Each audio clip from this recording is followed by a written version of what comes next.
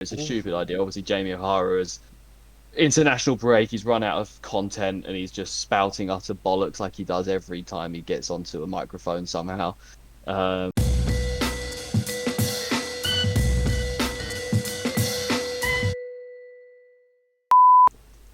what's going on, everyone? Welcome back to the Footy Fetish podcast with myself, Alfie, and my boy, Ollie. Oh.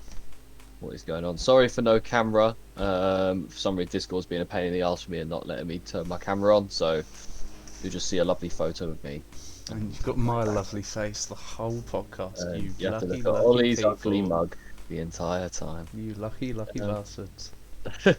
Yeah, so today's podcast will be mainly just news stuff, really, with a big bit of news in particular, which we'll start off with. But there is no football, obviously, this weekend. So No Premier League, anyway. No Premier League football, anyway. There's international stuff, but to be honest, who really cares at this? I know I was saying the other day that I like to watch England play, but I don't know. When it's not, I'm now geared up for Premier League now. Yeah, and that's how I feel. Yeah, I just want rather get the Premier League back. But let's talk about some Premier League stuff, because the first thing and the biggest news probably in the season so far is the fact that Newcastle's £300 million takeover by Saudi Arabia's public interest fund is done. They have the new 80% stake. Well, they have a controlling 80% stake, which obviously was Mike Ashley's, ending his 14-year ownership of the club. Which I'm sure Newcastle fans are very, very happy about. Ollie, what was your initial thoughts, mate, after you saw this? I think there's going to be pros and cons, really. I think it's going to be good for the Newcastle fans to finally have some investment they can spend and hopefully improve their team. Whether or not they hope it's going to be like what happened to City is sort of another question.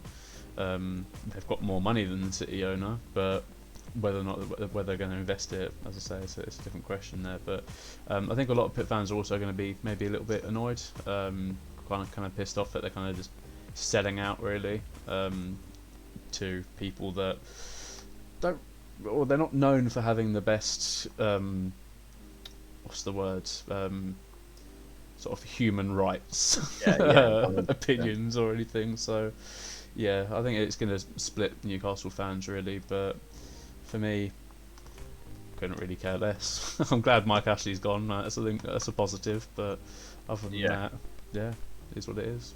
Yeah, no, yeah, it's one of those hard ones because obviously, yeah, like I think all Newcastle. I don't think there's gonna be a single Newcastle fan that's not happy to see the back of Mike Ashley and Steve Bruce, which has always been reported. He's going to be let go of duties way too late into his Newcastle career.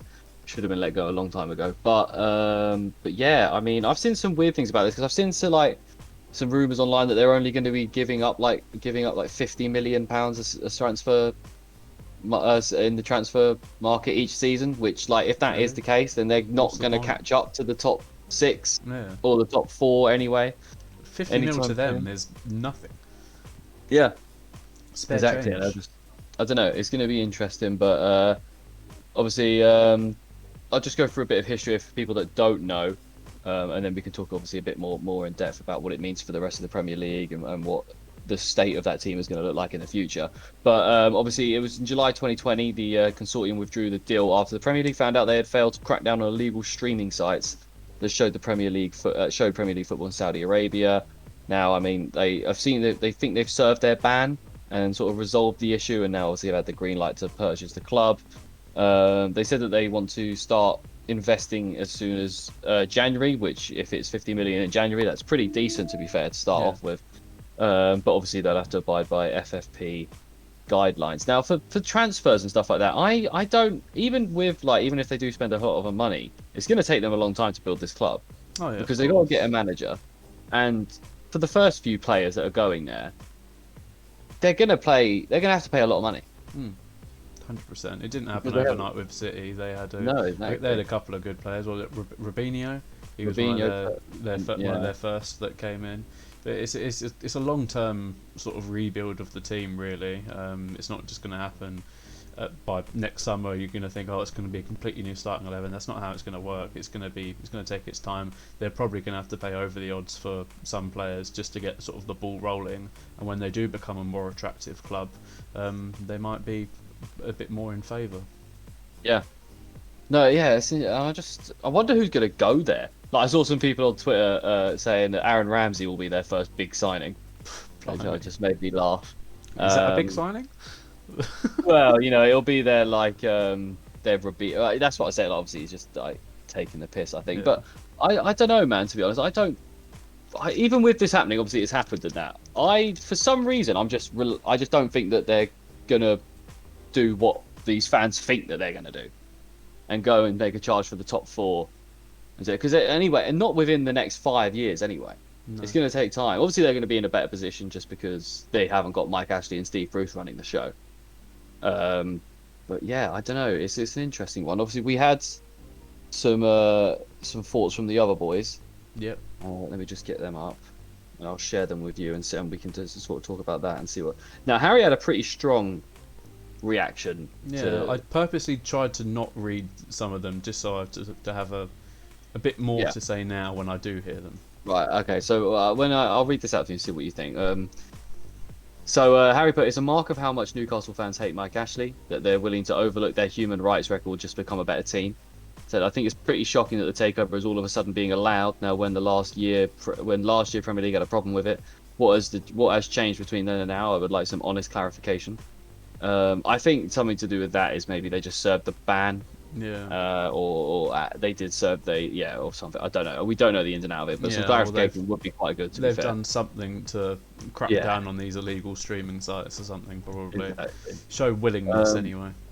Yeah, he continues on by saying, if I was a Newcastle fan, I'd be gutted. Although they deserve to be free from Ashley, waiting all that time to become a decent team only for some people just to bankroll you up there. How is that satisfying or exciting to see? As a Football League fan, I'll never wrap my head around that kind of attitude. What do you think about that, especially maybe the latter part? He's definitely got a point. I think we're going to hear some different opinions, and it very much depends on kind of who you support. I think where your mindset is, whether that be sort of from a Championship club compared to a Premier League club. I think probably Championship clubs are going to be maybe a little bit more wound up and sort of pissed off by it compared to, say, sort of some of the other Premier League clubs that, certainly some of the top 10 sort of Premier League clubs anyway, where it's not really going to affect them as much over the next sort of over the short term period compared to the long term period. But some of these lower down Premier League clubs who are going to be really struggling now against teams like Newcastle, where they're going to be sort of improving, I think they're probably going to have a lot to say as well. But yeah, I just think that, I don't know, it's a real 50-50. It's going to split football fans down the middle. I think people are going to be not going to give a shit really about any of the human rights stuff, but at the same time there's also going to be a lot of people throwing the arms up in the air and getting quite annoyed by it. Yeah, definitely, and I think that's just the thing that you'll hear now forever from held over Newcastle fans as an argument against Newcastle fans. Like City have the fact that they've got no fans. All that kind of thing. Chelsea sacking managers, that kind of thing. Like it's all there. But I don't know. For me, it's in terms of just being bought out and put to stop. I can't really complain about it because I wouldn't. I'd be pretty happy if this happened to Palace. So I don't want to be hypocritical about it and say, oh, it's a disgusting thing. Like it should never happen. Because I'd actually be pretty gassed if this happened to Palace and we got a £300 million takeover with a country backing it. Yeah, exactly. Just had now Simon in the chat. Sorry, said Alfie looks different. Has he had a haircut or something? I actually have had a haircut, so thank you for noticing that, Simon. But yeah, no, it's interesting. Harry, I get it from from being like a Championship fan. It does make that gap between the Championship and the Premier League, I guess, a bit bigger, and in terms of maybe like a Super League in the future, it might even push that forward because now Newcastle will definitely probably be up for it. Yeah. So that's a 7th team. But I guess as an Arsenal fan, you're a bit worried, no? If Newcastle, say hypothetically, Newcastle do start to kick on sign players, mate, that's they could leapfrog you and Spurs in no time. They could do. I'm not worried about it in the sort of immediate future. Maybe in a couple of years once they've had a chance to proper rebuild their squad, but I'm hoping by then that it will be a different Arsenal in the, by the time that happens. So at this current moment in time, I'm not too worried. But who's to say in a couple of years once they've had a bit more of a rebuild, a reshuffle in their squad, that I might be Newcastle's biggest hater. But I still think, hopefully, they don't kick on too early and they can still hopefully go down this year, which would be jokes if they have to then start in the Championship. yeah, But I'm sure if they do go down, they will just end up coming straight back up again. 100%. No problem. Yeah, I think Harry's frustration as well comes from the situation that Reading find themselves in at the moment as well. It's just added sort of pressure onto their situation. Yeah, well, yeah, I suppose. Yeah, that's very true. Obviously, they're getting. I don't know. The FFP will be interesting. FFP will be interesting and how this plays into it, because they aren't just going to be able to go out there and sign a shitload of players without selling people, and they haven't got many people that really have much sell-on value right now. No, exactly. They might have to ship off a Longstaff brother, but I don't know how much money you really pay for one of the Longstaffs. Not enough. Not as much as they would probably want from it. Yeah, you're probably taking a loss on Callum Wilson right now. Hmm. You're probably taking a loss on. I don't know. They could probably sell Saint Maximin, but are they actually? He's like one of the few players they have, if not the only player they have that will actually make a decent profit. Exactly. Callum Wilson's good, but he just doesn't stay fit.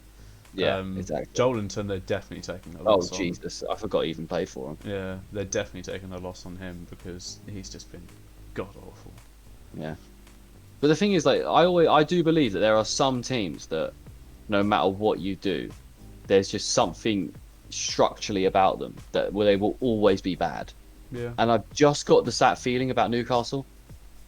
Even when they do spend money, I know it was under Ashley or whatever, but even when they did spend money, they spent it horrifically. Yeah, squandered it.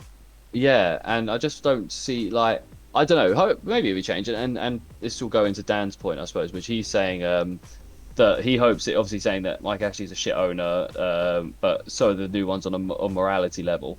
But I'm assuming a lot of fans, well, I can tell from Instagram and scenes and stuff I've seen on Twitter that the fans do not seem to give a shit, or the majority of them anyway, from what I've seen.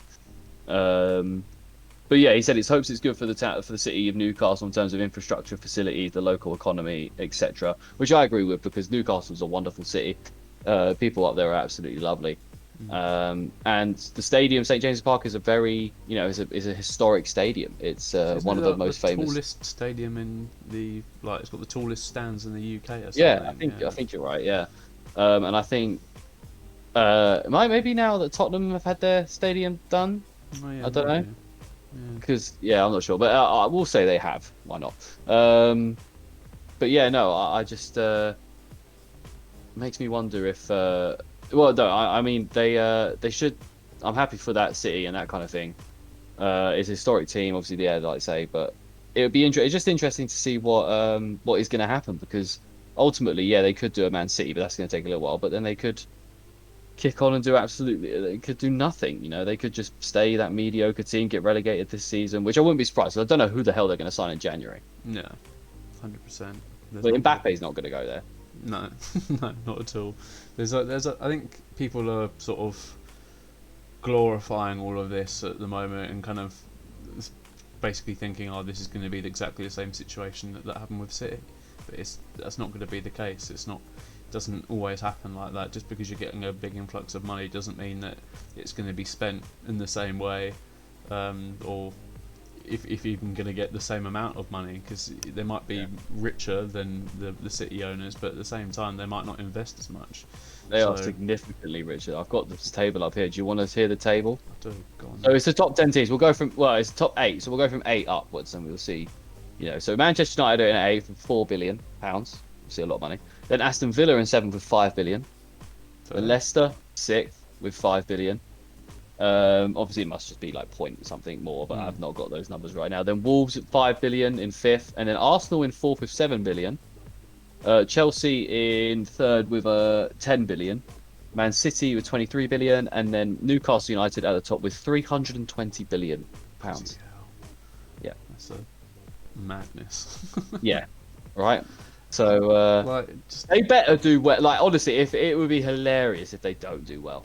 yeah, I don't having that sort of money. Like, what would you like? You might as well buy like Newcastle or something and throw a load of money at them because it's not like you're going to miss any of it. It's a whole city, like Yeah, that is ready to be taken advantage of. You know, you got Manchester, London, Liverpool. Now they got Newcastle, which could become a powerhouse for football. definitely. But yeah, I just don't know. I just don't see it happening, even though it's already happened. I've just got a feeling that they're going to just still be this mediocre team that, well, at least for the foreseeable. Yeah. Maybe in 10 years, yeah, they'll be City. They'll be challenging for titles and that kind of thing. But then anyone could be. Yeah, You know? 100%. It could be a case of them focus on maybe let's just do sort of one player a year or one player every window, but one like decent enough player, and then they'll focus a lot of the funding on their facilities, training facility, maybe a new stadium or an improved stadium or something. Just focus on their actual infrastructure of the team as opposed to let's just get all these really good players here, and then they're all here, but they're all playing on like in a really shit training facility, and they don't have the right. Well, they're going to have the right equipment because it's still a Premier League training facility, but nowhere near to the same sort of level as sort of some of the other sort of big gunners in the Arsenal, top five. But yeah, I think they do need to invest in the actual infrastructure of the club, like you say. Clearly, something over the last however many years is keeping them down, keeping them where they are. And it needs to be changed. Yeah, I don't know what their academy is like in terms of bringing through players. Like, do they have? They're gonna have to put probably some money into that. 100%, yeah, they need to. But yeah, I don't know, man.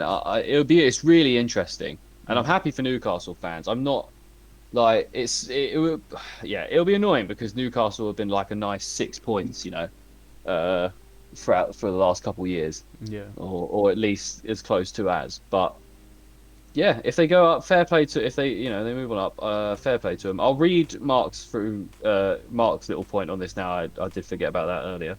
But he said obviously if he's a Newcastle fan that he'd be happy with it. I feel like the club has got a good history, and the current fans will probably enjoy. I think they will definitely enjoy the radical change. He said he personally dislikes the big money takeovers. Liverpool fan saying that, but he said it would create a bigger divide throughout the football, and I prefer to see a club doing good business, buying and selling players, and build themselves up slowly rather than throwing money at people. I still think it's going to be a slow build, but yeah, I do as well. They just won't be able to. Just FFP and the fact that you're probably going to have to play the first few people that you get through the door incredible wages to get them onto that team. Oh, yeah. Ooh. Sorry, just take a sip of water. Yeah, I don't know. I don't know. It's just a weird one. I just think it'd be funny if nothing happens. Yeah, they're just the same Newcastle. Or it falls through. It'd be jokes if it fell through, even though it's already done. And one of the main things that people I've seen online and stuff are sort of annoyed about is the fact that Mike Ashley's getting a pretty good deal here. Yeah, he's getting a massive bailout from these people. He was been absolutely like scraping the barrel for the last few years with everything going on with Sports Direct and House of Fraser and all that lot. He's really been scraping the barrel, so it's for him to get this sort of bailout and not really incur any financial penalty for all the useless shit that he's done over the last however many years, 14 years, then yeah, I think that's what people are annoyed about. He deserves to not suffer, but he deserves some sort of repercussions for it. But I think the only way that would happen was for the club to have repercussions as well, and obviously the fans don't want that. Yeah, exactly, man. But I just I wonder who their manager will be because they're going to sack Steve Bruce, like 100%. I wouldn't be surprised if he's sacked like later today or tomorrow, maybe. But I wonder who they'll bring in. What about Conte? Yeah, I was just thinking. I was like, who's a big money manager that will that could go in? I was like, maybe Conte. Conte, that would be insane if they got Conte.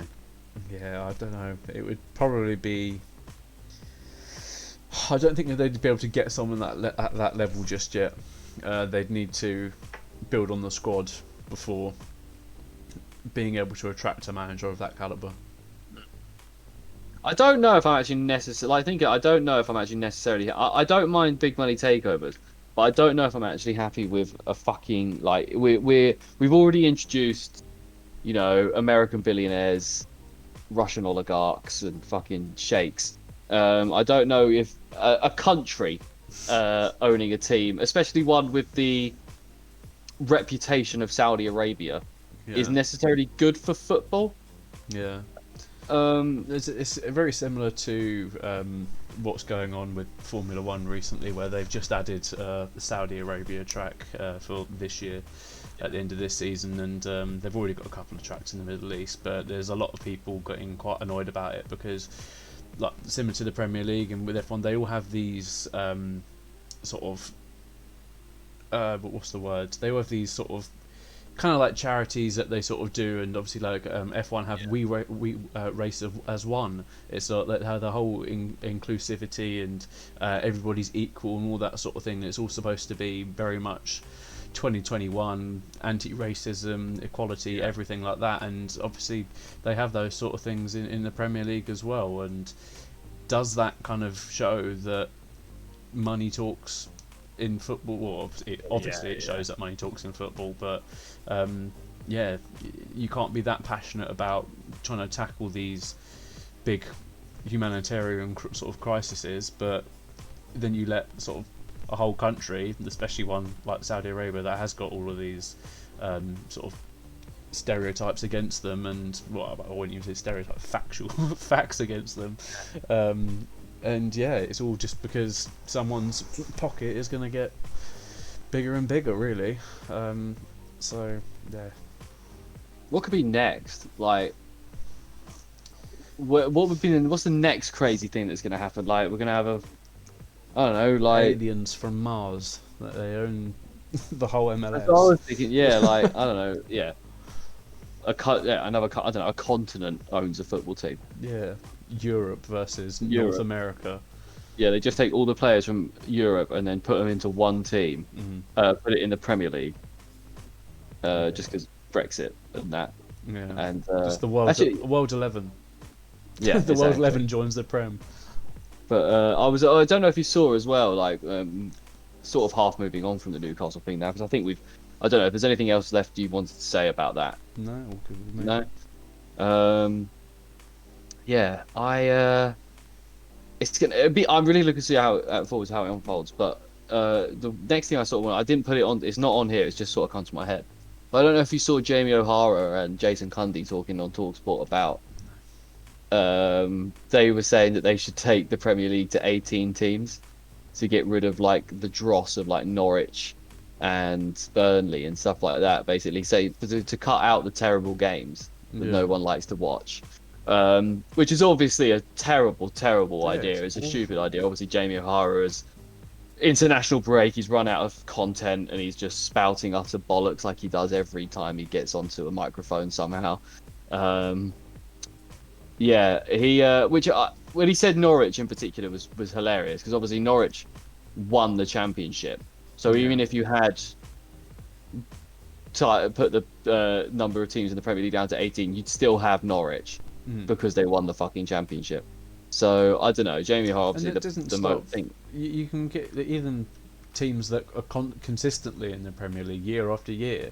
Everyone has bad games. You can't stop bad games just by taking a couple of clubs out. Like I understand that some of these lower league clubs, they might not play as entertaining football or anything like that, and it might not be as to the same sort of level as sort of the top 10 or something. But at the same time, every club has bad games. Every club has boring games. And yeah, like you've said, just because you reduce it to 18 people doesn't mean that Norwich wouldn't have been there this season. They would have still been there. There will be drop teams in the Premier League. There will be a couple teams that are terrible in the Premier League. Yeah, of course, it's going to be. Yeah, it doesn't matter how many people are in the. Reduce it to 10 teams. There's going to be at least one or two in there that aren't at the same level as the other 8. Like it always happens. But yeah, I think I don't take it too seriously in terms of like an actual conversation. I think it's just literally those two just they fishing for don't content. have the most extensive football knowledge in the world. Let's put it that way. And they're just coming up with content to shock people because they're Headlines. boring. They're boring, and they need to say stuff to grab people's attention and clickbait them and all that kind of thing. But Talksport, you should get the Footy Fetish podcast to show on your on radio, and we'll smash it for you. We won't give you any of that bollocks. We'll smash it. Although they probably love it because it's good clicks and stuff like that. So we'll give you even more bollocks if you want. Exactly. But yeah, no, I don't know. I just thought that was funny.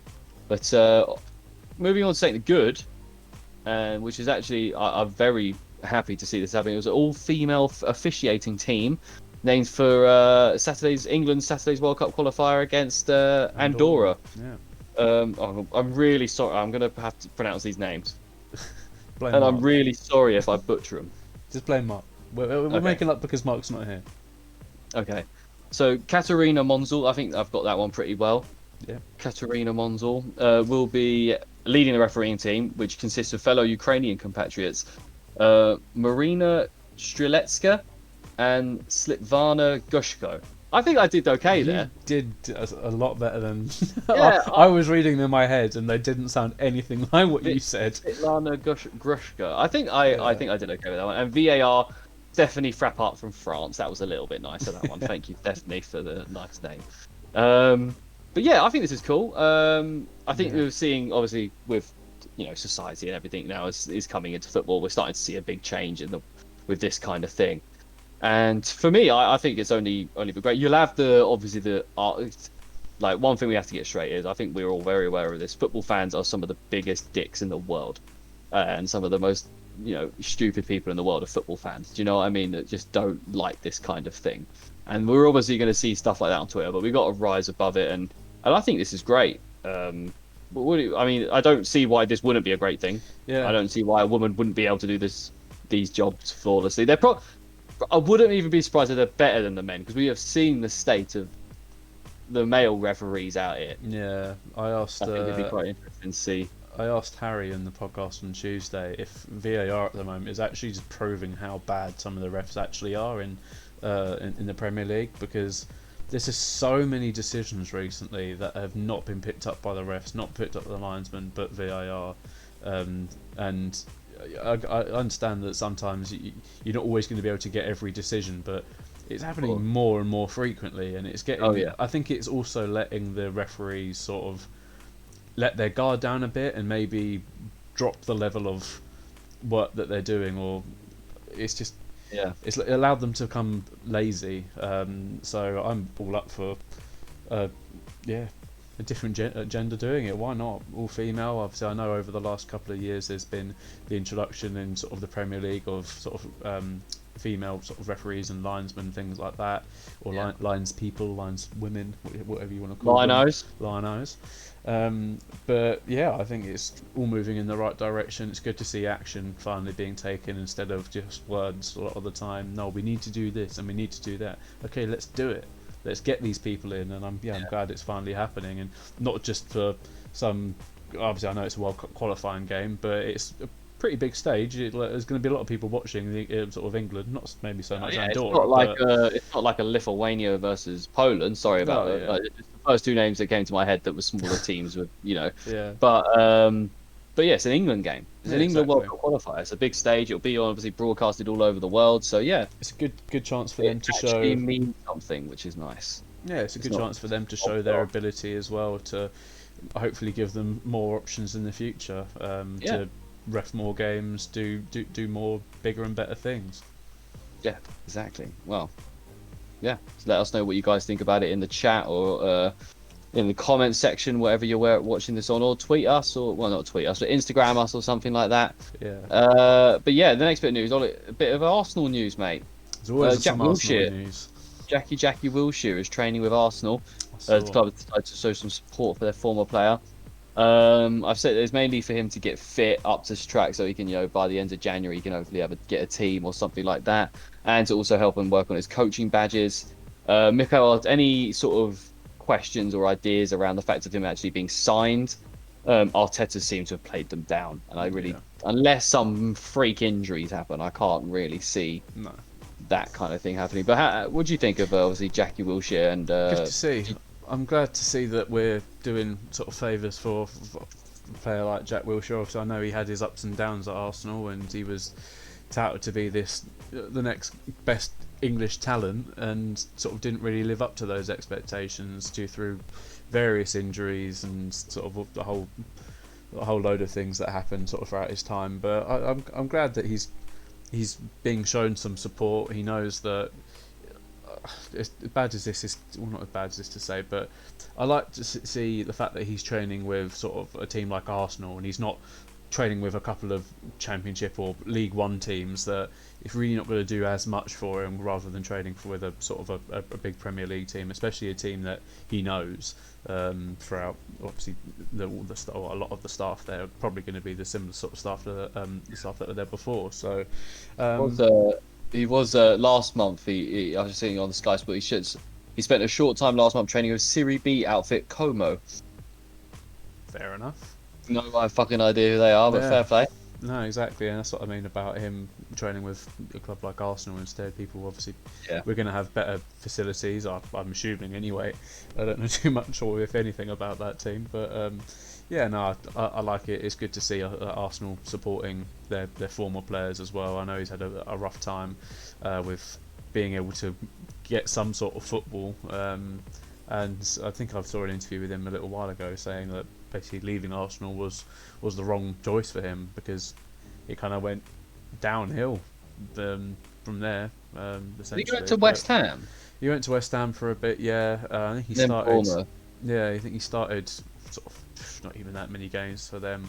Then went to Bournemouth, didn't do a whole lot with them. Probably got injured again, but yeah, no, it's a shame that his career's gone the way it has. But I'm happy to see that Arsenal were trying to help him out and get him to sort of get him somewhere with the rest of his career. I know Daniel Sturridge has just signed for a Australian team, I think. Jesus. Yeah, exactly, and yeah, it's just they can't get any football in England. That's surely not. No, I know. You'd expect them to be able to get a still fairly decent level of football sort of in England, at least sort of Championship or League One or whatever. But yeah, very true. He's probably the highest paid player there. Oh yeah, I would imagine so. But yeah, similar to why a lot of players go to the MLS. They're big names. Definitely the best players there because they've actually played in a decent league before. Well, it's nice to see some good press about Arsenal at the moment. Something nice, something wholesome, not sacking their mascot during COVID or anything like that. You know, doing something wholesome for the team, for the fans. Exactly.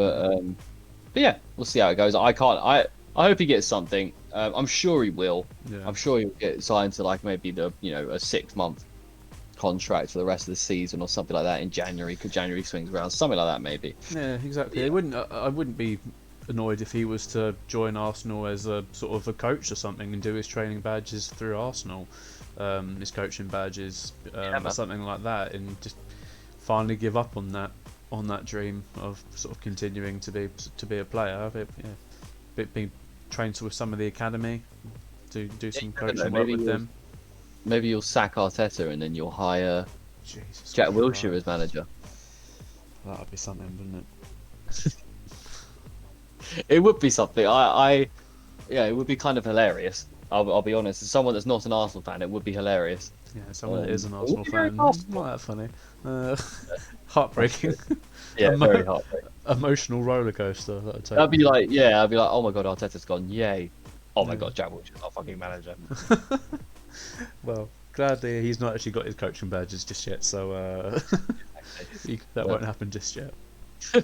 Right, so a team that probably couldn't even afford to get Jack Wilshere for his wages is Barcelona. Now, obviously, we know about Barcelona's troubles with their money. They got a recorded 1.15 billion in debt or something like that overall. But they have released statements about the 2021 season, which saw them at a £490 million loss over the year. With the club revenue dropping by 26%, which is obviously a lot. The club have cited COVID-19 as a primary reason for the problem. I personally just call bollocks on that. I think it's down to ineptitude around the club and who's running the club. But oh, Big Johnny yeah. Charles redeemed a hydrate. Oh, you can't see, but I am drinking water now. Yeah, no, I agree with you there. I think Barca are definitely trying to sweep it under the rug a bit. Just kind of, well, there's been a big pandemic. We have lost a lot of money through that. Maybe let's say we've lost a lot more money because of that, just so we've got something to blame it on rather than just their incompetency. So, let me read some stuff out for you. So this is an article on Sky Sports. You can find it for yourself. You just type in Barcelona news, you'll find it there. So yeah, it's in August. Obviously, Barcelona president Joan Laporta opened up. Did you like that, Ollie? I did. The little roll of the tongue. Yeah, I did notice that. Yeah. Nice. Opened up a very worrying financial situation, revealing the club so it was 1.35 billion euros in debt. So, as a summary of their accounts, the closure of the 2021 season shows the club record a 26% drop, which is 191 million pounds drop in revenue from last year. They've estimated that 154 million pounds of that was due to COVID, and the inability to open both the stadium and other club facilities, which saw them lose some money. Operating expenses increased by 19% from 1.136 billion to 1.136 billion, which is an all-time record figure for the club. While they've actually managed to bring their transfer income down to 56 million euros, which was a decrease from 92 million euros the year before. So they've just had to stop spending. They've had to cut transfers, like budget, wages and stuff like that, and they're just still in so much debt. No, of course. That's the thing. They're not selling another shirt with Messi on the back this year to help recover some of those debts. We know the new camp's a pretty large stadium that is going to account for a lot of their it's quite a substantial amount of income that they wouldn't have had over the last year. But at the same time, other clubs have managed to get through this period because they were run better in sort of previous, and like the better run clubs are always, when it hits a bad patch, they know that, oh my god, we're really screwed now because we're paying millions and millions and millions for all these players and to do all this stuff because we're such a big club and we can do all this stuff. It's all fine when fans can actually attend and you've got the money coming back in, but as soon as that money stops, it's the smaller clubs and the clubs that are better run that are going to be able to survive, strangely enough, even though they have less money, but it's because they choose to spend less money as well. So in the grand scheme of things, it doesn't affect them as drastically compared to a club like Barca. Yeah, so I don't know. I mean, if you're Antoine Griezmann right now, yeah, you're sitting, or Luis Suarez, someone like that, you're sitting there just rubbing your hands together. You went and collected an absolute, well, especially Griezmann went and got a huge bag for a couple of years from Barcelona, and then just went back to Atletico Madrid like nothing happened. Yep. And is probably going to win the La Liga this year. Wouldn't even say he was that impressive at Barca either. No, he wasn't. He was a bit of a flop. Yep. But now I just don't know where Barcelona go from here. What they're going to do, because are they just going to fall into obscurity? They'll probably get some Saudi Arabian investment country or whatever to come in and help them out or something like that.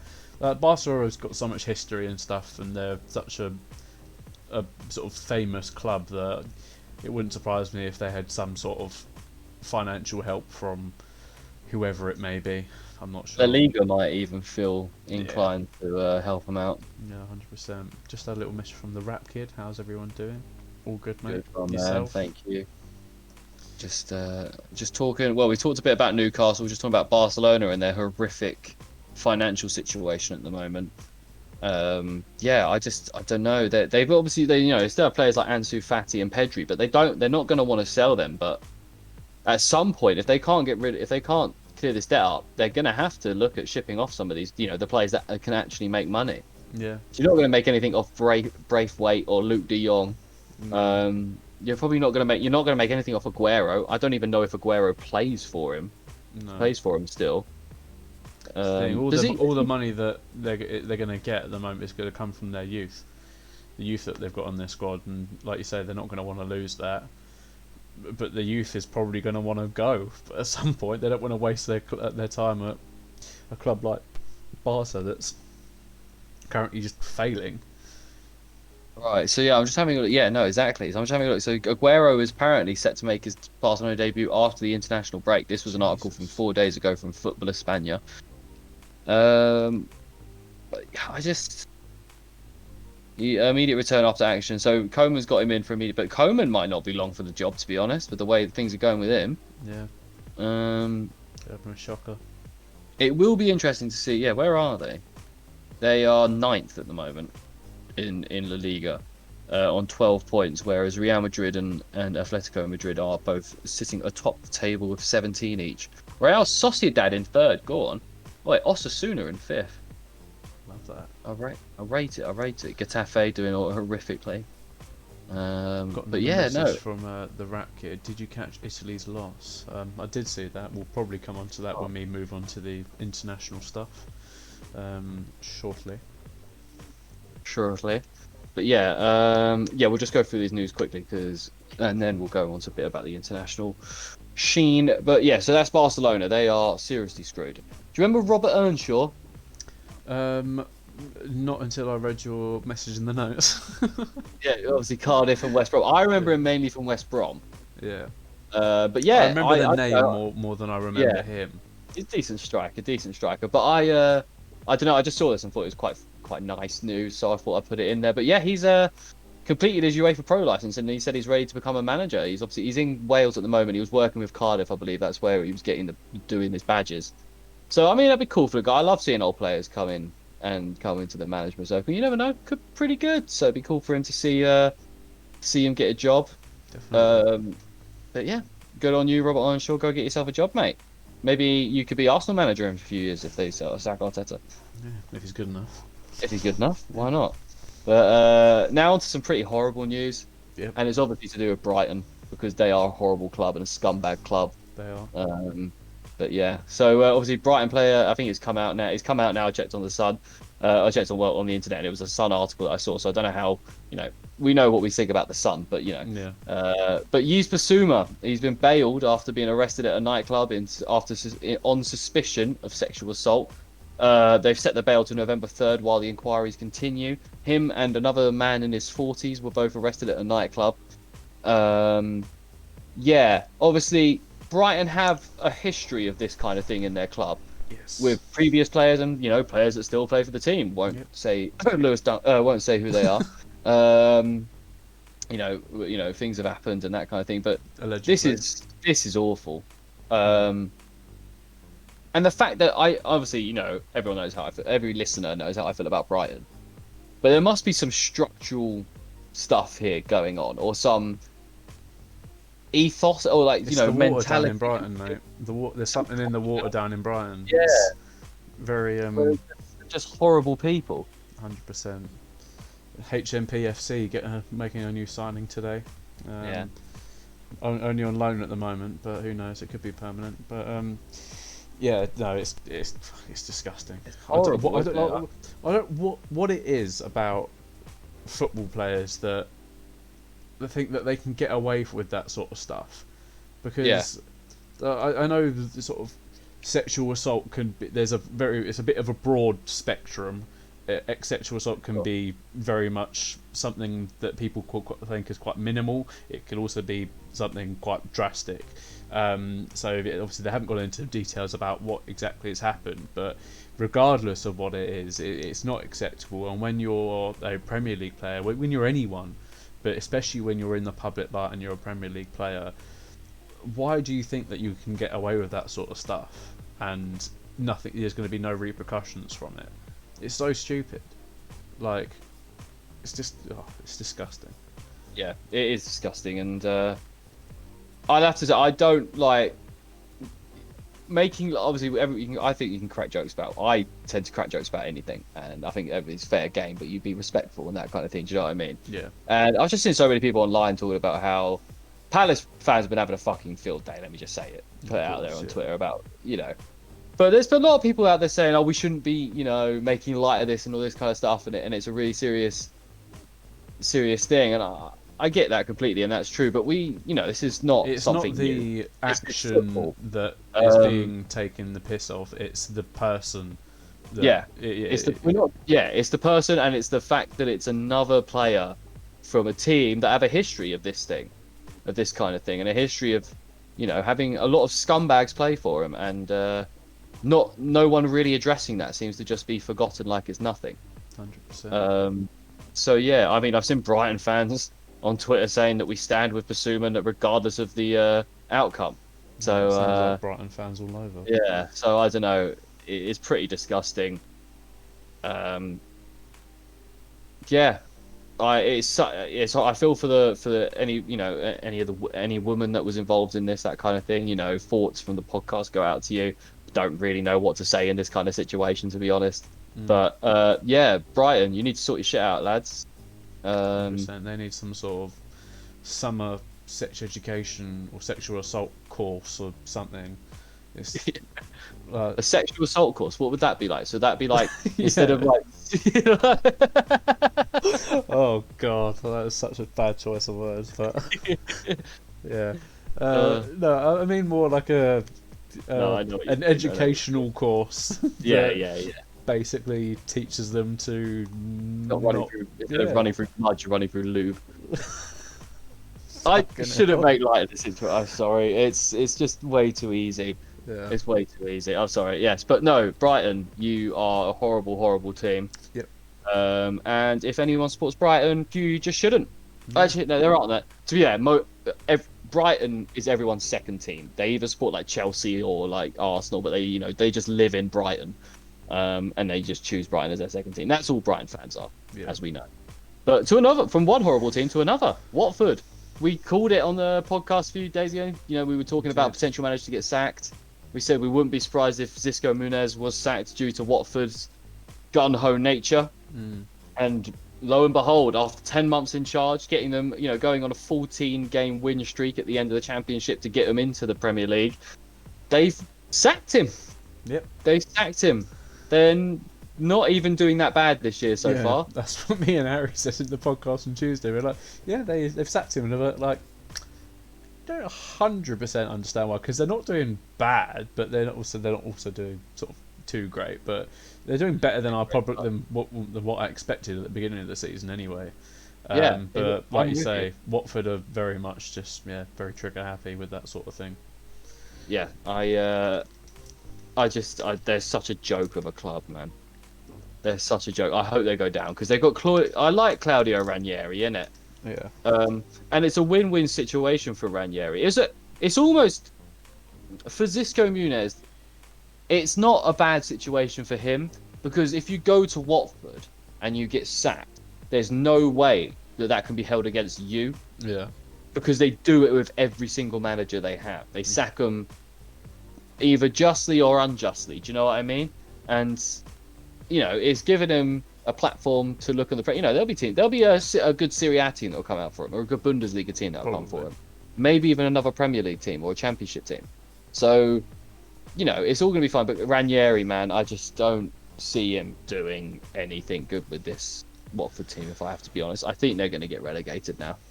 Yeah. I didn't under Munez, under Xisco. Yeah. So I think Ranieri's he's got experience in the Premier League, but it's a new team to him, new players, and there's only about one decent player in that team at the moment, Sarr, and that's about it. Other than that, it's just Josh King at a stretch. Yeah, well, he doesn't start all the time, but not even like. Yeah, exactly. But I hope Ranieri does well for Ranieri's sake. But I also kind of hope that he doesn't do very well for Watford's sake, just because. It's funny, isn't it? Yeah, exactly. But I don't know. Yeah, they're just such a tin pot team. They're such a tin pot team. Like, I've seen Watford fans saying, "Oh, it's just the way we're run." I was like, "But you don't go anywhere. You just come up and down, up and down, up and down. You're not a team like, like Palace or like Brighton or like Villa, who have set an idea of what they want to do and where they want to and what they want to become, and actually giving it a go. They just, they just either aim is to survive, they survive, and they sack their manager because they want to move forward, but then they don't. But then there's like, okay, we just need to survive. They don't. They get relegated. So then like, right, we need a manager that's gonna be able to take us into Premier League. They get one that takes them into the Premier League. He does okay. They sack him because he's not pushing them higher than they think they should be. Yeah. And it's just a vicious cycle. That Watford will never be anything more than they are because they can never have a plan put in place or anything to lower like their that. Expectations. Yeah, exactly, and just put faith in a manager for God's sake. Yeah, I know teams sometimes you see like, well, a bit like what Brentford are doing this year, what Leeds did last year, what Sheffield United did the year before that. I think when teams come up from the Championship and their first season's quite surprising for a lot of people. They do a lot better than people expected, and every time Watford come up, it's not them. They're not the team that surprises people. They're always the ones to go back down within a season or so. So, yeah.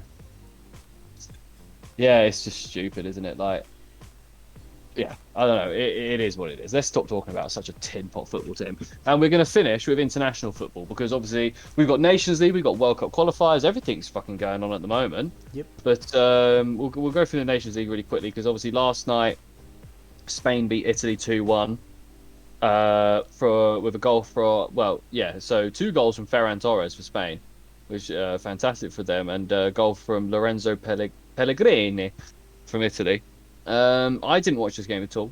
I'll be honest. I didn't even know it was on till today. Neither did I. Well, I saw last night. I saw that like the result or something, or who is it? Someone got a red card, didn't they? Yeah, Bonucci. That was it. Yeah, I saw that last night, but didn't watch the game unfortunately. No, neither did I. But I fair play. I mean, Nations League. I don't really care about the Nations League. But one thing that is cool is I don't know if you saw this. But a Barcelona player by the name of Gavi started for Spain last night, becoming the youngest player to start for them ever. 17 years old he is, and 62 days, and he has started for Spain last night. Yeah. Obviously, it ended Italy's 37-game unbeaten run. Obviously, their last game coming against us in the Euro final. But we move on from that. We move on. We're going to win the World Cup. It's coming home. Exactly. But the other semi-finals tonight, Belgium versus France, which I might actually watch that tonight. What time is it on? 8 probably. Yeah. Something like that. No, 7:45 it kicks off. But the teams are out. Do you want me to go run through the teams with you? Do it. So France got playing a 3-4-1-2. It looks like, or a 3-4-3, but like a variation on it. Snazzy. Hugo Lloris in goal. Lucas Hernandez, Rafael Varane, and Jules Koundé make up the back three, with Theo Hernandez and Pavard making up the wing backs, with Rabiot and Pogba in the middle. Then you've got Griezmann playing as like a sort of centre forward 10, like sort of false 9 almost role, with Mbappe and Benzema up front. Unreal team. Yeah. Belgium on the other hand have got Courtois in goal. They're playing the same 3-4-3. Courtois, Alderweireld, Den Gea, and Vertonghen as that back three. I do not like that back three. Yeah. And then Castagna and Carrasco make up the wing backs, with Witsel and Tielemans in midfield, and then De Bruyne, Lukaku, and Hazard as their front three. Yeah. Big front obviously. three. Yeah, I mean, good front threes for both teams.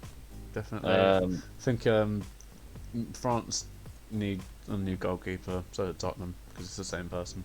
But yeah, I think if France, need to be looking ahead to the future now. Hugh Lloris is just not it anymore. I don't think he's just, for the last couple of seasons, he's just been on a downward spiral. So hopefully he'll be gone from that team. But it's just about whether they can get a suitable replacement, someone young enough, but also to have enough experience that they're going to be good enough. That's it, mate. That's what I'm saying. I don't know. You got like Lafont, who's a very good young French goalkeeper. He's the only one that's coming off the top of my head right now. Lafont. Where's Meslier from? He's French. Yeah. Meslier as well. Who's obviously we're quite big fans of Meslier on this podcast. I think he's going to be moving on from Leeds at some point to a bigger team. Maybe a Manchester United if things don't kick on with if De Gea is getting older. Dean Henderson maybe doesn't kick on as thought. Could be interesting. But World Cup qualifiers, we'll talk about England. Obviously, we've got Andorra on Saturday and Hungary on Tuesday. Yeah. I expect nothing more than dubs in both games and 100%. basically cementing our spot in the World Cup. Yep. Next summer. So hopefully get the job done. Obviously, there's been a few players coming in and out of teams. Obviously, Ben Chilwell replaced Reece James off their injury. Tammy Abraham came in for someone. I can't remember who. Yeah, I can't remember who. Calvin Phillips went out, but they brought James Ward-Prowse in. Oh, so this is what I've got. I want to run this by you because I've got some stats here for my argument as to why I think Conor Gallagher should have been picked ahead of. Of course you do. But this is the stats, man. This is the stats. I want to hear your point of view off this. See what you think. So this is in the Premier League so far this season. All right. So starts. Gallagher is 6 starts to Ward-Prowse's 7. Non-penalty goals. Gallagher's got 2 to Ward-Prowse's 0. Assists. Gallagher's 1 to Ward-Prowse's 0. Penalties 1. Gallagher's 2 to Ward-Prowse's 0. Non-penalty XG and assists, so expected goals and assists from non-penalties is 2.4 for Gallagher and 0.17 for James Ward-Prowse. Tackles per 90, 2.41 for Gallagher and 1.47 for James Ward-Prowse. And pressures per 90, 25.3 for Gallagher, 18.4 for Ward-Prowse. And passing accuracy, 75.4% Gallagher and 79.5%. So the only 2 stats I've read out there that James Ward-Prowse betters Gallagher in is starts by 1 and then the passing accuracy by 4%. Now, I know obviously Gallagher's, is a very young player, very raw player, but I don't know. Off the back of that, I don't see why, especially with the way we play as an England team, if you're going to bring Calvin Phillips out, surely you would want someone with high pressing, high tackling, like I think like he's probably just trying to go with someone that's similar, if not more experience. Someone that's played for a lot longer. Like I say, he's got more experience. Gallagher. Yeah, Ward-Prowse has the free kick ability over Gallagher. We know that, and the set piece taking ability. But we already have players in the squad. Yeah, I was going to say, but Ward-Prowse isn't going to be the guy to do that exactly, for England. Yeah. There's probably at least 4 or 5 other players that are higher up that list than him. But you make a good argument for it, to be fair. But I think it's always a tough one with young players. You don't want to push them too early. Obviously, if they're doing well in the under 21s, under 23s, whatever they're playing, then sort of let them crack on for maybe another sort of couple of months, or see how this season pans out in terms of the actual Premier League. I think, Gareth's probably leaning on the experience side of things rather than he's a better player, because that's evidently not true. Frustrating, isn't it? Because Gareth did say that he would be picking the England team based on merit and not reputation. Yeah. So which is what he said recently, and before the World and before the Euros. So he's just seems to be going against that. But because if we're looking at the stats and stuff like that and how they play so far this season, Conor Gallagher definitely deserves to be in that over James Ward-Prowse. Yeah, of course. This is what I mean about going back to the sort of the experience side of things. He's got that experience, and Gareth must have his reasons. Because we don't even. I completely understand your point about experience, but mate, we've got our group wrapped up. Really, if we're honest about it, we're 4 points clear of Albania in second. Like, we've got the group wrapped up. This is World Cup qualifiers. We don't need, with all the experience that the team have off the back of the Euros and the World Cup tournament before that. This is just my point of view. I don't think that we need experience like that. If anything, you would want to embed younger players now for the next World Cup. Yeah, definitely. Your Gallagher's, like your I don't know who else will come in. Emil Smith-Rowe, if he's gonna be serious. Eze, when he comes back from injury, if he's gonna be a serious contender. These kind of things. Yeah, that's what I was going to say. I think there would probably be a couple of names on the list that would have gone. Well, there's a couple of names that I would have taken before Ward-Prowse, and I would have definitely lent on the. Like Conor Cody, why would you not take I know it's another, but Mark Gahey, he's the under 23s England captain. He's had a fantastic start for Palace this season. Why not reward him, man? It's only qualifiers. Like, we're playing Hungary and Andorra. Like I know Hungary a bit, but Andorra, come on. Like I don't know. I don't like to question Gareth because of obviously what he's done, and where we got to and stuff. But I think that these are legitimate, grievances that I think a lot of fans might have. To be fair. No, yeah, definitely. But I for one, definitely would have. I always quite like to lean on the youth compared Yeah. to sort of some of the experience. Like I like seeing the younger players come through the ranks and to sort of see where they go. And it's a shame when you see young players not get those chances to sort of prove it on the big stage and get those sort of international start in the first team, and or maybe not even start, but get into the England first team and get some experience. Because when it does come time when they do have sort of the experience or whatever in sort of league football, then they're going to be ready for the international as well. But I think some players might struggle. Sort of, I wouldn't say like Ward-Prowse and Connor Cody, for instance. They've got the experience there, but they're never particularly good when they play for England by any means. Oh. It sort of shows that experience. It's good to have and everything, but it's not the be all and the end all of it. It ends up just being like you're taking up places now where we could be implementing some of these younger guys and the future of the team. That's it, and yeah, that's the only thing that right now I'm a bit annoyed by. I just don't understand why we're not giving these kids that deserve it a chance, and we're opting for James Ward-Prowse and Connor Cody and people like this, like that realistically aren't ever really going to have a shout of actually playing and starting in the England team. If we're being honest. I was going to say it might even be something like their presence in the locker room, but I don't see Connor Cody or James Ward-Prowse being big presences in the locker room, really. Well, I've heard Connor Cody is. I heard that he was during the Euros, but James Ward-Prowse, like, I don't like James Ward-Prowse anyway. I think he's a bit of a prick, unless he wants to come on the podcast, and I think he's wicked. But defend. I just don't. Yeah, I don't particularly like him. There is a thing between him and like Zaha and that kind of thing. He winds up a lot of players, so I get it. But yeah, no, I don't know. Bit of personal bias, but then also I think, why wouldn't you give the kids a go in this situation? Why not? They're playing well. It's not like they don't deserve it. You're taking a chance on them. I'm happy to see Tammy Abraham getting in there and like Fikayo Tomori. That's smart, but why not just double down on it, man? If you're gonna go halfway with it. Yeah. But I mean, I quite like to see sort of touching on Abraham. I quite like that. He's had a really good start in Syria. He's been doing really well, looking like he was last year. Was it last year or the season before? He had a bit of a breakthrough. Oh, even last year he was their top goal scorer, I think, for a very long time. Exactly, but it probably comes down to the fact that Werner was disallowed 15 goals last year. But I think Kovacic is their top Premier League scorer.